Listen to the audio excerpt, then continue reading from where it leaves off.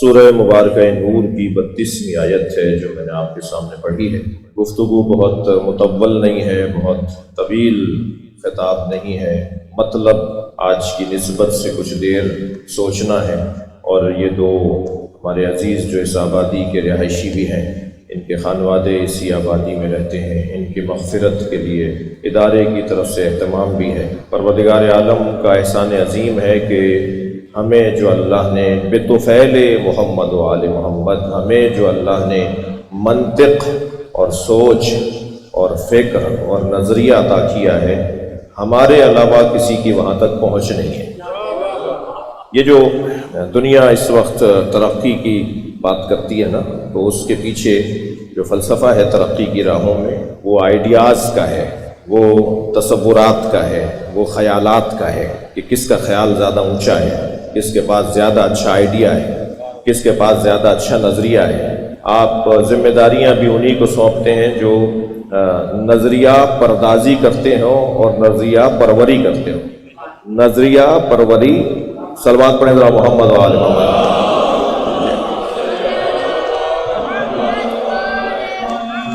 اور نظریہ پردازی، نظریہ پروری سے زیادہ مشکل کام ہے نظریہ پردازی۔ نظریہ بنانا زیادہ مشکل ہے اور پھر اس نظریے کو سنبھالنا قدرے آسان ہے۔ تو یہ جو پوری دنیا اس وقت، جس ملک کو آپ ترقی یافتہ دیکھیں گے یا ترقی پذیر دیکھیں گے یا ترقی کی خط سے نیچے دیکھیں گے، کچھ لوگ ہیں جو ترقی کے خط سے نیچے ہیں، وہ ترقی کی دنیا میں ہی نہیں ہیں، کچھ ہیں جو ترقی یافتہ ہیں، کچھ ہیں جو ابھی ترقی پذیر ہیں۔ یہ جتنے بھی ممالک آپ دیکھیں گے، ان ممالک میں وہ ملک جو زیادہ کامیاب آپ کو نظر آئے گا وہ ہوگا جہاں پر آئیڈیاز، نظریات، خیالات ایسے ہوں گے کہ جو ملک کو ترقی دے سکیں۔ جب ملکوں کے لیے یہی قاعدہ قانون ہے، جب مملکتوں کے لیے یہی اصول اور قوانین ہیں، تو پھر مکاتب فکر کے لیے بھی اور مذاہب کے لیے بھی اور ادیان کی سالمیت اور ادیان کے مستقبل کی بہتری کے لیے بھی یہی طریقہ ہے۔ وہ نظریہ، وہ مکتب، وہ مسلک زیادہ عرصے تک رہ پائے گا جس کے چلانے والوں کے نظریات مضبوط ہیں۔ وہ مکتب اور مسلک زیادہ ترقی کر پائے گا جس کو سنبھالنے والوں کے نظریات مضبوط ہیں۔ عزیزان گرامی، میں ایک جملہ کہتا ہوں، ڈاکٹر صاحب بھی تشریف فرمائے، حضرت علامہ مولانا سید رضا حیدر صاحب رضوی قبلہ تشریف فرمائے کہ ایک کام شروع ہوا ہے نظریاتی مخالفوں کی طرف سے کہ وہ FIRوں کا درج کروانا اور اس طرح کے رستوں کو اپنایا جا رہا ہے۔ میں کہتا ہوں کہ اس پہ پریشانی کی تو 1% بھی بات نہیں ہے، خوشی رکھنی چاہیے، خوشی کرنی چاہیے، اس لیے کہ یہ بات روشن ہوتی جا رہی ہے کہ آپ کے نظریات سے کسی کو پریشانی ہے۔ ایک بات، دوسری بات یہ کہ مستقبل تشیع کا ہے، یہ طے شدہ ہے، کل تشیع کا ہے، مستقبل تشیع کا ہے، آئندہ ہمارا ہے، اس لیے کہ امام مہدی ہمارے ہیں۔ نظریہ مہدویت ہمارے پاس ہے نا، اور ساری دنیا یہ تو کہتی ہے کہ مہدی پر دنیا باکمال ہو جائے گی، امام مہدی کے آنے پہ دنیا باکمال ہو جائے گی۔ تو وہ جس مہدی کے آنے پہ دنیا باکمال ہو جائے گی، اس کے بارے میں تمہارے پاس نظریہ کیا ہے؟ اس کے لیے تمہاری تیاری کیا ہے؟ اس کے لیے تمہارے پاس خیال کیا ہے؟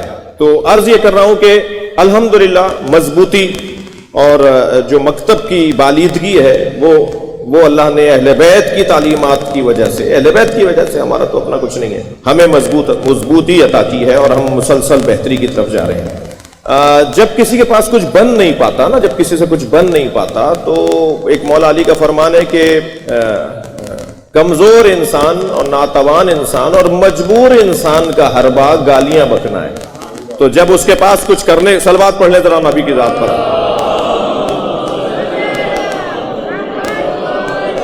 تو پھر وہ بدتمیزی کرے گا، گالیاں دے گا۔ جیسے پچھلے دنوں حضرت علامہ طالب جوہری اللہ مقامہ کے حوالے سے بات ہوئی، اور ہم اس کا ایک اور فورم پہ بھی جواب دے چکے ہیں، بات کر چکے ہیں۔ یہاں مطلب اس وادی میں زیادہ ٹھہرنا نہیں ہے، صرف تمہید سے گزر رہا ہوں کہ مستقبل ہمارا ہے، کل ہمارا ہے، آئندہ ہمارا ہے۔ اس کی وجہ یہ ہے کہ نظریہ ہمارا مضبوط ہے۔ قرآن پکار کر کہہ رہا ہے فی بیوت اذن اللہ ان ترفع ویذکر فیہا اسمہ وَيُسَبِّحُ لَهُ بِالْغَدْوِ وَالْعَصَالِ فِي بُيُوتٍ أَذِنَ اللَّهُ أَن تُرْفَعَ، ان گھروں کو بنانے کا اللہ نے حکم دیا ہے. یہاں اذن اللہ یا نہیں حکم اللہ یا حکم اللہ، حکم الہی یہ ہے کہ ان گھروں کو تعمیر کرو. اچھا، پھر ان ترفع کے اوپر بھی گفتگو ہو کہ یہاں رفع سے مراد رفع معنوی ہے یا رفع ظاہری ہے.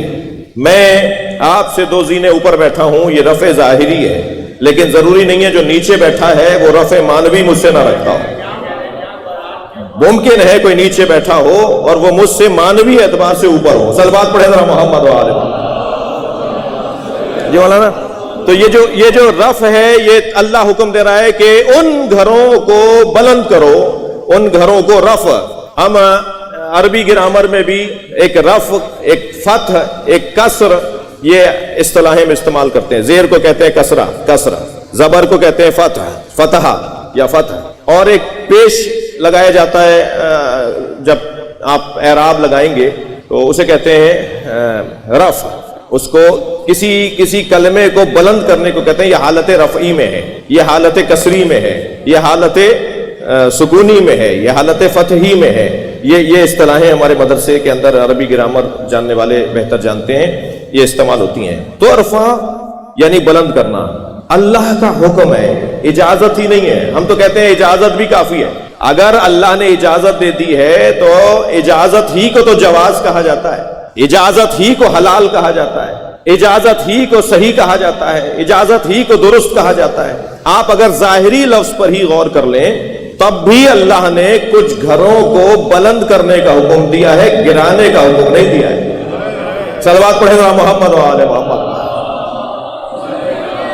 بھائی آپ کی تعداد تو کم نہیں ہے مگر صلوات اس سے اچھی ہو سکتی ہے. اللہم صل علی محمد و آل محمد.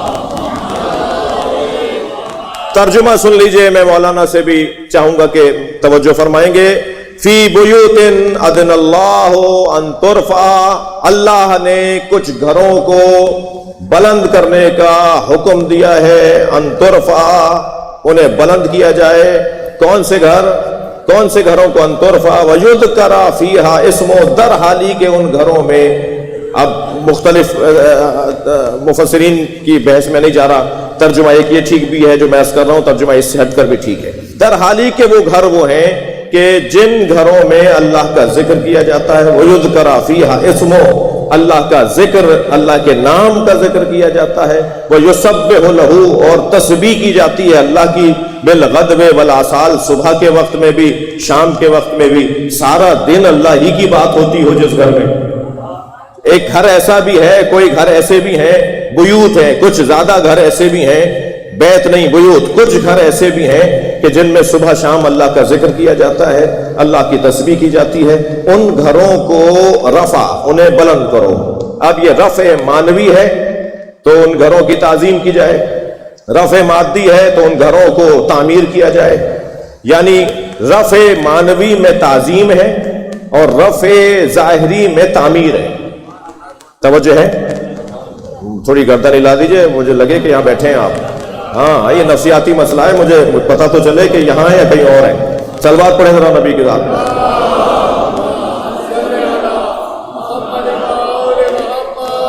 کسی اور چیز کی تو میں آپ سے خواہش نہیں کر رہا، اتنی توجہ کی خواہش ضرور کروں گا. تو یہ رفع معنوی یعنی تعظیم، رفع ظاہری یعنی تعمیر. جب لفظ مولانا مشترک ہے، جب لفظ مطلق ہے، معاف کیجئے گا، جب لفظ مطلق ہے، لفظ کے ساتھ قید نہیں آئی ہے تو دونوں معنی مراد لی جائیں گی. یعنی رفع معنوی بھی مراد لی جائے گی جسے تعظیم کہا جاتا ہے، اور رفع ظاہری اور رفع مادی بھی مراد لی جائے گی جسے تعمیر کہا جاتا ہے. اللہ کا حکم یہ ہے کہ کچھ گھر ایسے ہیں کہ جن کی تعظیم بھی کرنی ہے، جنہیں تعمیر بھی کرنا ہے. اب یہ بچے سوال نہ کریں کہ امام حسین کے روزے پہ اتنا سونا کیوں لگا ہوا ہے. اب آج کا جدید بچہ یہ سوال نہ کرے کہ امام علی کے روزے پہ اتنی سونا چاندی کیوں لگا ہوا ہے. حکم الہی ہے، انہیں تعمیر کرتے رہو، انہیں بناتے رہو. صلوات پڑھیں محمد و آل محمد.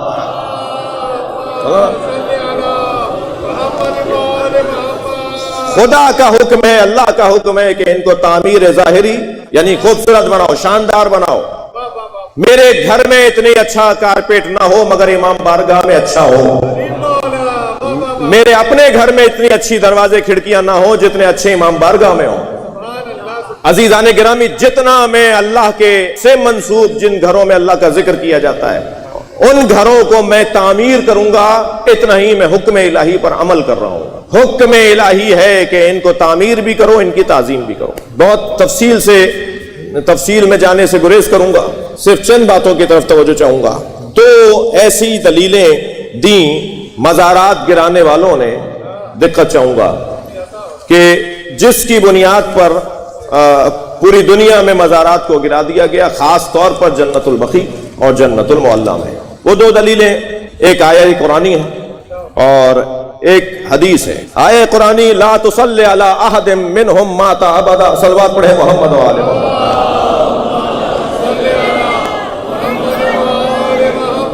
حکم الہی آیا سرکار دو جہاں پر. اب دلیل دے رہے ہیں مزار گرانے والوں کے پاس دلیلیں دو کیا ہیں، ان دونوں دلیلوں کو رد کرنا اس ممبر کا کام ہے.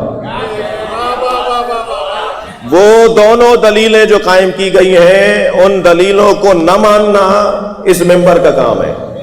لہذا پہلی دلیل سنیے گا، لا تصلی علی احد منہم مات ابدا ولا تقم علی قبرہ انہم کفروا باللہ ورسولہ وماتوا وہم فاسقون. پہلی آیت کہ اللہ نے اپنے حبیب پر قرآن میں نازل کیا لا تصلی علی احد منہم مات ابدا، ان کے جنازے نہ پڑھا کرو.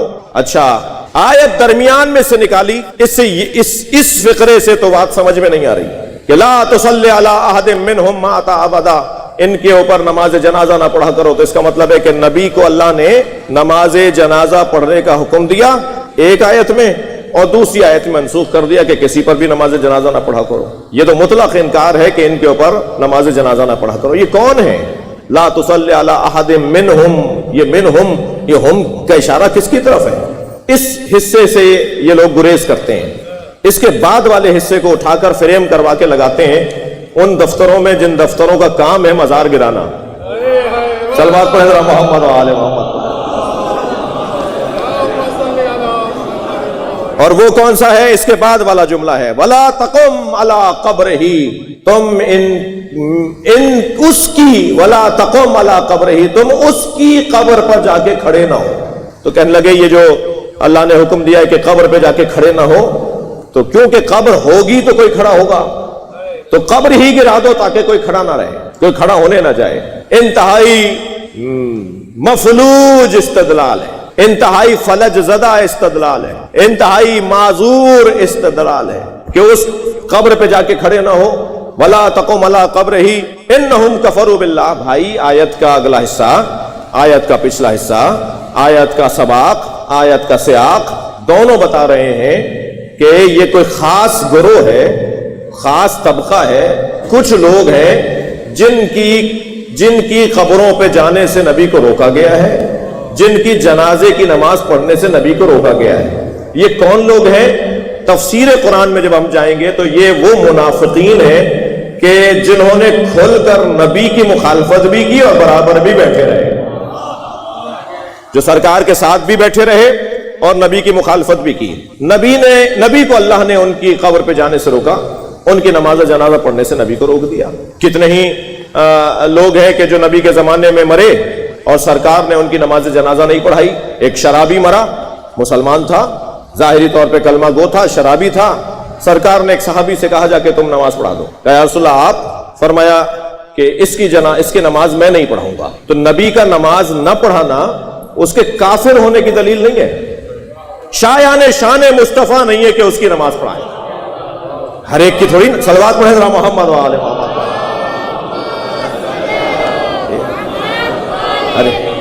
ہر ایک کی نماز تو نبی نہیں پڑھائیں گے. اور مولا علی کا تو وہ فرمان مجھے یاد آ رہا ہے اس مرحلے پر، ایک بہت مشہور نام ہے تاریخ میں. وہ ان کے بارے میں جب مولا سے کہا گیا کہ مولا وہ ایسے کہہ رہے تھے آپ کے بارے میں، وہ مولا فلاں آپ کے دشمن کے ہاں بھی تھے، مولا وہ آپ کے پاس بھی. تو حضرت نے فرمایا اس کی کیا بات کرتے، وہ تو ہر جنازے پر ہوتا ہے. تو بعض لوگ ہر جنازے پر رونے والے ہوتے ہیں.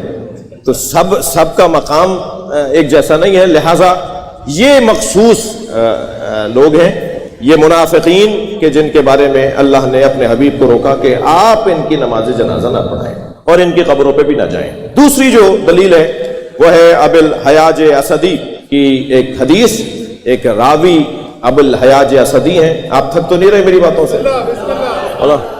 ابو الحیاج اسدی ایک راوی ہیں، ایک صحابی ہیں، ان کی ایک روایت کو لے کر انہوں نے مزاروں کو گرایا ہے، اور وہ روایت کیا ہے؟ وہ روایت یہ ہے کہ ابو الحیاج اسدی کہتے ہیں کہ مجھ سے علی ابن ابی طالب نے کہا، علی ابن ابی طالب نے مجھ سے کہا کہ انی لا ابعثک علی ما بعثنی رسول اللہ، میں تمہیں ایک کام سونپ رہا ہوں جو کام مجھے رسول اللہ نے سونپا تھا۔ اچھا اب ذرا حدیث کی جہاں ہم روایت راویوں کی پرکھ کرتے ہیں نا، تو اسے ہم کہتے ہیں کہ روایت کیسی ہے، اور ایک مرتبہ حدیث کی درایت ہوتی ہے، ایک مرتبہ مضمون حدیث ہوتا ہے، متن حدیث ہوتا ہے، ایک مرتبہ سند حدیث ہوتی ہے۔ اسی لیے ہم بعض بچوں سے کہتے ہیں کہ جو فتووں پہ تبصرے کر رہے ہوتے ہیں کہ تمہارا کام نہیں ہے بھائی، تمہارا کام ہمارا کام مان لینا ہے، جو اہل فن ہے وہ خود جانتے ہیں کہ حدیث کو پرکھا کیسے جاتا ہے۔ ہاں جی وہ فلاں حدیث ہے جو آیت اللہ سیستانی کے فتوے کے خلاف ہے، تو سیستانی صاحب نے امام صادق کے فتوے کے خلاف اپنا فتویٰ، حکم کے خلاف اپنا فتویٰ دیا ہوا ہے۔ تو میں نے اس جوان سے کہا، میں نے کہا تم نے ایک حدیث پڑھ کر فتوے پہ تبصرے شروع کر دیے، انہوں نے 80,000 حدیثیں پڑھی تھی تب فتویٰ دیا تھا۔ تو حدیث کا جو علم ہے، میں بچوں سے نصیحت کر رہا ہوں، ماننا نہ ماننا تمہارا کام ہے، سب کو اپنی قبر میں جانا ہے۔ صلوات پڑھیں محمد و آل محمد۔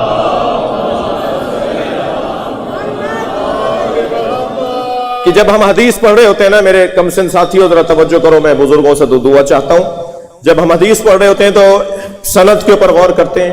28 قسمیں حدیثوں کی، ہر حدیث جو منسوب ہو جائے مولا سے، کہہ دیا جائے کہ مولا صادق نے کہا ہے، ضروری نہیں ہے وہ مولا صادق نے کہی ہو۔ 28 قسمیں۔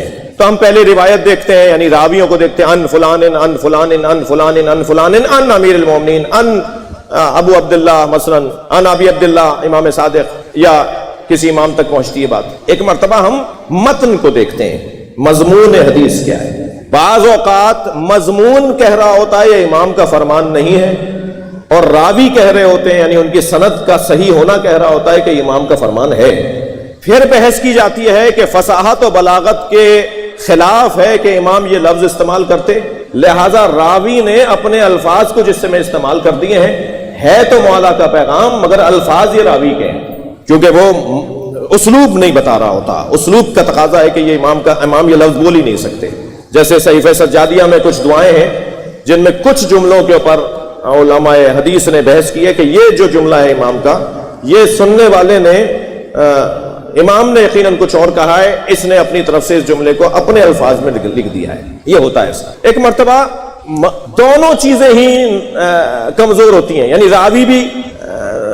راوی بھی معتبر نہیں اور متن بھی پکار کے بتا رہا ہے کہ یہ حدیث ہی نہیں ہے۔ اس روایت میں دونوں باتیں موجود ہیں، یعنی راوی بھی کمزور ہے اور متن بھی پکار کے بتا رہا ہے کہ یہ مولا کا فرمان ہی نہیں ہے۔ اب ذرا سنیے گا، صلوات پڑھیں ذرا محمد و آل محمد۔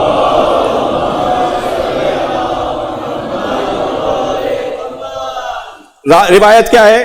ابو الحیاج اسدی کون ہے صاحب؟ پہلے تو ان پر بات ہو جائے۔ ابو الحیاج اسدی ایک ناسبی صحابی ہیں۔ ناسبی صحابی اسے کہتے ہیں جو اہل بیت کے شان میں نہ صرف کوتاہی کرتا ہو بلکہ سب کرتا ہو، لان کرتا ہو۔ بچوں کو سمجھانے کے لیے کہہ رہا ہوں، ممبر کی زبان متروک ہوتی جا رہی ہے، میری مشکل اور پریشانی بڑھتی جا رہی ہے۔ جو ائمہ کو گالیاں دیتا ہو اسے ناسبی کہا جاتا ہے، ٹھیک ہے؟ ابو الحیاج اسدی کو سب نے لکھا ہے کہ یہ ناسبی ہے، پہلے ہی مولا علی کو برا بولتا ہے، پہلے ہی مولا علی کی توہین کرنے والا ہے۔ تو جو علی کا پہلے ہی دشمن اور مخالف ہو، یہ روایت تو ہم اس سے لیتے ہی نہیں ہیں۔ حدیث کے باب میں وہ حدیث سند سے گر جاتی ہے جس کے راویوں میں یا ناسبی ہو یا خارجی ہو یا غالی ہو یا مقصر ہو۔ یہ کمزوریاں رکھنے والا، صلوات پڑھیں ذرا محمد و آل محمد۔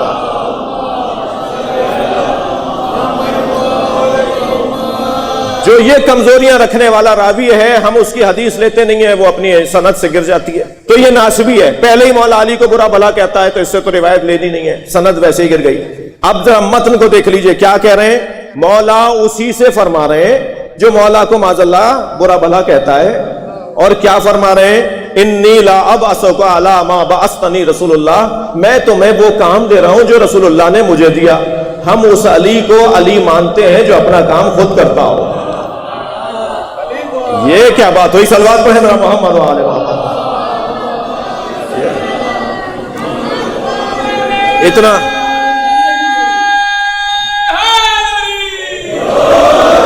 اتنا اہم کام تھا کہ مزار گرانے تھے، اتنا اہم کام تھا کہ قبریں گرانی تھیں، اور مولا نے مولا علی سے کہا تھا کہ میرے بعد قبریں گرا دینا اور بتوں کو گرا دینا، اور علی فرما رہے ہیں کہ بتوں کے گرانے کا کام بھی اور قبروں کے گرانے کا کام بھی رسول نے مجھے دیا تھا، میں تمہیں دے رہا ہوں۔ جی عقل مانتی ہے اس بات کو؟ وہ دشمن علی جو روایت کو نقل کر رہا ہے، کام امت کے لیے اتنا اہم تم نے بنا دیا کہ تمہیں قبریں گرانے کے لیے پہلے حکومت بنانا پڑی۔ حکومت بنائے بغیر تم قبر گرانے کی جرت نہیں رکھتے تھے۔ اس لیے جو بعض لوگ مطلقاً کہتے ہیں نا کہ سیاست دین سے جدا ہے، میں ان سے سوال کر رہا ہوں، سیاست دین سے جدا ہے تو مزار تعمیر کروا دو۔ صلوات پڑھیں محمد و آل محمد۔ اس سے بہتر صلوات پڑھ لیں محمد و آل محمد۔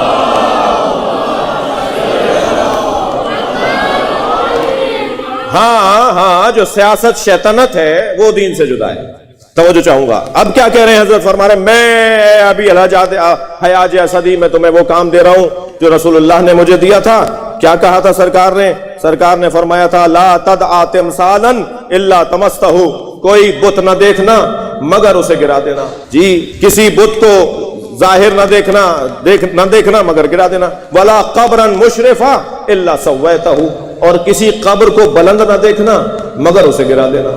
جس قبر کو بلند دیکھو اسے گرا دینا، جس بت کو بنا دیکھو اسے گرا دینا۔ مجھے نبی مکرم نے یہ دو کام دیے تھے، یہ میں تمہیں دے رہا ہوں۔ کوئی اس پہ تبصرہ ہی نہیں ہے، یعنی اس کے جھوٹے ہونے پر۔ صلوات پڑھنے ذرا محمد و آل محمد۔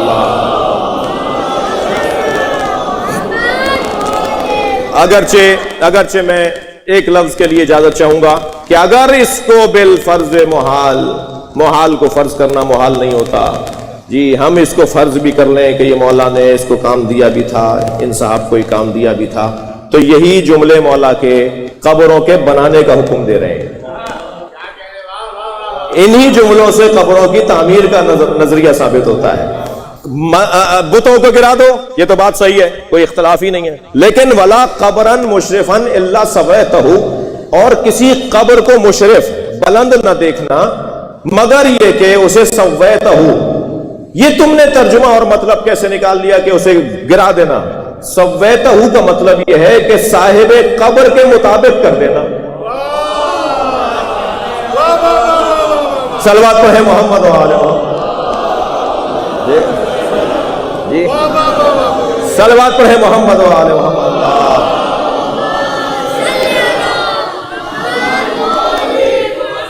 تو جس کی قبر بنانے کی اجازت ہی نہیں ہے بھائی، وہ اس قابل ہی نہیں ہے کہ اس کی قبر رکھی جائے، تو اس کی قبر کو اسی کے مطابق کر دینا، اور جس کی قبر بلند ہونی چاہیے اس کی قبر کو بلند کر دینا۔ اور پھر عزیزان گرامی، ہمارے پاس اور احادیث بھی ہیں، اور جس میں خود نبی مکرم کا کتب اہل سنت کے مطابق فرمان کہ حضرت نے فرمایا، مولا علی فرماتے قال النبی، نبی نے فرمایا یا علی ادفنی فی ھذا المکان، مجھے یہاں دفنانا۔ وصیتیں جو فرمائی سرکار نے مولا علی سے، مجھے یہاں دفنانا۔ ورفع قبری من العرض 4 اصابع، اور 4 بالش میری قبر کو زمین سے بلند کرنا۔ تو جہاں یہ آپ لے کر آئے مولا علی کا فرمان، اور اسی کے منطوق اور مفہوم سے ہم قبروں کی تعمیر کو بھی سمجھتے ہیں، وہاں سرکار کا آپ کی کتابوں میں یہ فرمان بھی لکھا ہوا ہے کہ میری قبر کو زمین سے بلند کر دینا۔ فلا تدعوا مع اللہ احدا، اللہ کے ساتھ کسی اور کو نہ پکارو۔ یہ جو قرآن کی آیت ہے، تو یہ تدعو، فلا تدعو، نہ پکارو اللہ کے ساتھ کسی اور کو، یہ بھی ہمیں آپ سے زیادہ آیت سمجھ میں آتی ہے، یعنی ان سے زیادہ، میں آپ سے مراد آپ کے ذریعے کسی اور سے بات کر رہا ہوں۔ جی ہمیں کسی سے بھی زیادہ یہ آیت ہمیں زیادہ سمجھ میں آتی ہے کہ فلا تدعوا مع اللہ احدا، اللہ کے ساتھ کسی اور کو نہ پکارو۔ تو یہ ہمیں آیت سمجھ میں آتی ہے اللہ یہ نہیں کہہ رہا کہ اللہ کے ساتھ کسی کو نہ پکارو کا مطلب یہ ہے کہ تم رسول اللہ کو نہ پکارو، علی کو نہ پکارو، حسن حسین کو نہ پکارو۔ اللہ کے ساتھ غیر خدا کو نہ پکارو۔ اللہ کے ساتھ غیر خدا کو پکارنے کا مطلب یہ ہے کہ نمرود کو پکارا جائے، شامان کو پکارا جائے، فرعون کو پکارا جائے، جی جتنے بھی اللہ کے دین کے مخالف تھے انہیں پکارنا غیر خدا کو پکارنا ہے۔ رسول اللہ کو پکارنا تو خدا کو پکارنا ہے، مولا علی کو پکارنا تو اللہ کو پکارنا ہے۔ یہ عقیدہ زندگی میں عقیدہ توسل اور قیامت میں عقیدہ شفاعت، یہ ایک ہی عقیدے کی دو تصویریں۔ زندگی میں صلوات پڑھیں ذرا محمد و آل محمد پر۔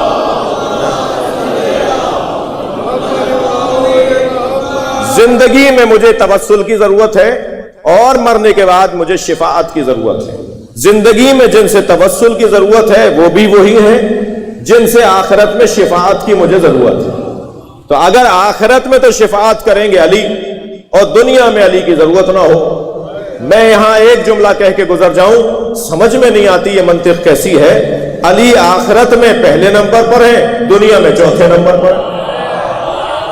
جسے آخرت میں پہلے نمبر پہ مان ہی لیا ہے کہ علی کے بغیر اور بطول کے بغیر اور اس گھرانے کے بغیر گزارا نہیں ہے، انہیں دنیا میں بھی پہلے مرحلے پر ہی ماننا ہوگا۔ رفع معنوی یعنی تعظیم، تو سوال ہے کیا تعظیم ہوئی؟ رفع ظاہری یعنی تعمیر، تو سوال ہے کیا تعمیر ان گھروں کو کیا گیا؟ جب یہ آیت نازل ہوئی تو اصحاب نے پوچھا یا رسول اللہ وہ کون سے گھر ہیں جنہیں تعمیر کرنے کا اللہ نے حکم دیا ہے؟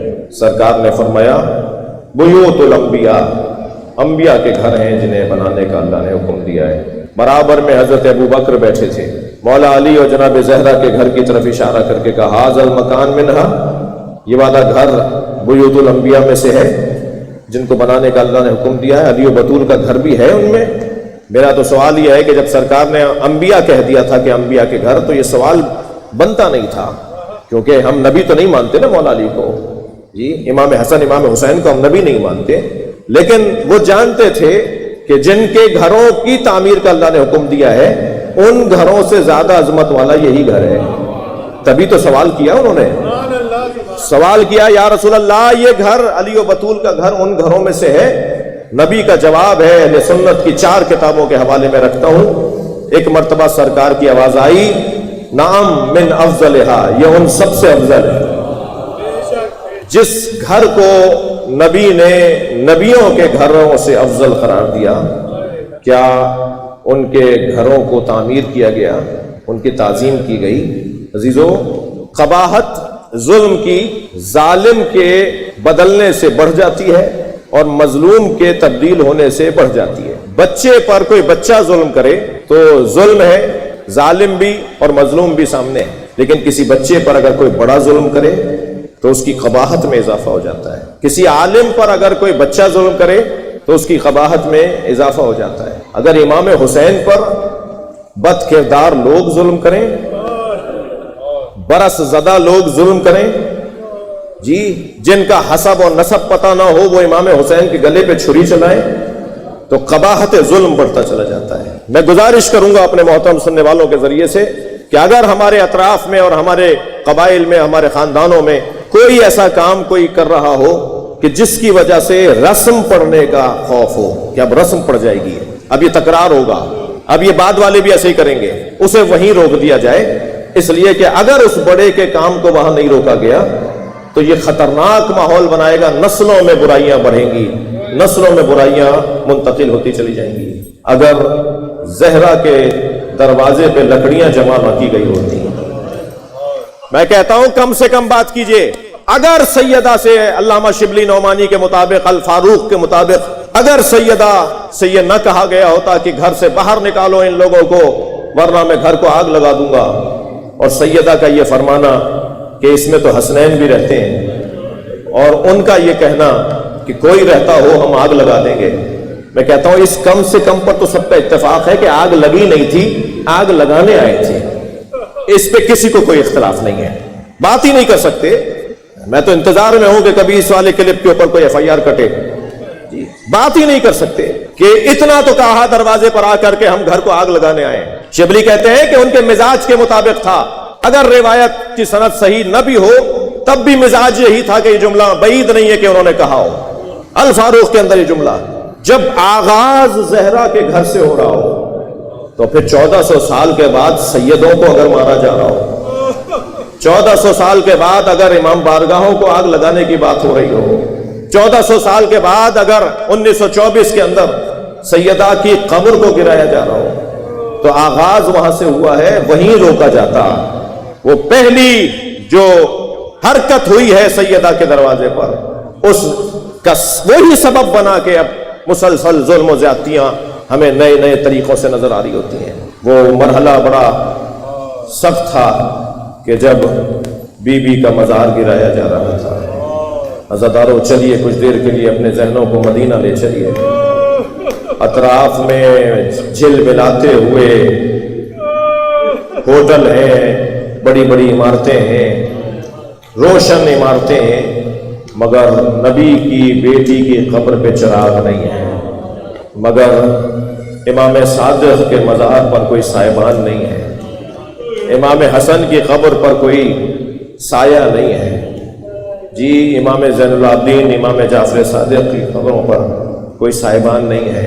بڑا مشکل مرحلہ ہے. 6 معصوموں کی وہاں قبریں ہیں. اور میں تو جب کربلا جاتا ہوں تو کربلا سے رخ موڑ کر ایک جنت البقیع کو سلام ضرور کرتا ہوں. آپ سے بھی کہوں گا کہ جب امام حسین کے مزار پر پہنچے نا تو وہاں سے مڑ کر ان کے بڑے بھائی امام حسن کو سلام کیا کریں. وہاں سے اپنا رخ موڑ کر ان کے فرزند امام زین العابدین کو سلام کیا کریں, اور پھر وہاں سے امام باقر اور امام صادق کو بھی سلام کیا کریں. بس چند آخری جملے سن لیجئے, اور وہاں سے رخ موڑ کر, کربلا سے رخ موڑ کر ایک مرتبہ جناب زہرا کو بھی سلام کریں. بی بی آپ کے بیٹے حسین کی قبر پر آیا ہوں, آپ کے بچے کی قبر پر سینکڑوں کلو سونا اور چاندی لگا ہوا ہے, انتہائی قیمتی فانوس لگے ہوئے ہیں, سونے چاندی کے دروازے لگے ہوئے ہیں, مہنگے قالین بچھے ہوئے ہیں, مگر سیدہ آپ کی قبر پہ تو بچھانے کو کوئی دری بھی نہیں ہے. آپ کی قبر کے اطراف میں بچھانے کے لیے تو کوئی قالین بھی نہیں ہے. عزادارو وہ وقت دور نہیں ہے, امام کا ظہور قریب ہے. ہم اپنی آنکھوں سے ان مزاروں کو تعمیر ہوتے ہوئے دیکھیں گے. دل ہمارا جلتا ہے, اور ہر سال ہم یہ مجلس کرتے ہیں تاکہ ہماری یاد اور ہمارا تعلق جڑا رہے. میں اتنا کہوں گا کہ جنہوں نے قبریں گرائی تھیں تو میں اس بات کا خیال رہا کہ یہ قبر کس کی ہے. یہ قبر اس کی تھی کہ جس کے لیے نبی کھڑے ہو جاتے تھے. یہ قبر اس کی تھی جسے تم گرا رہے تھے, جس کے ہاتھوں کا نبی بوسہ دیا کرتے تھے. یہ قبر اس کی ہے جس کے دروازے پہ سرکار کھڑے ہو کے سلام کرتے تھے. بس عزادارو آخری جملہ, جب دروازہ جلتا ہوا گر رہا تھا نا تو سیدہ نے آواز لگائی تھی, بابا میری مدد کیجیے گا. اور وہ مرحلہ بڑا سخت تھا جب جلتا ہوا دروازہ سیدہ پہ آ کے گرا تھا.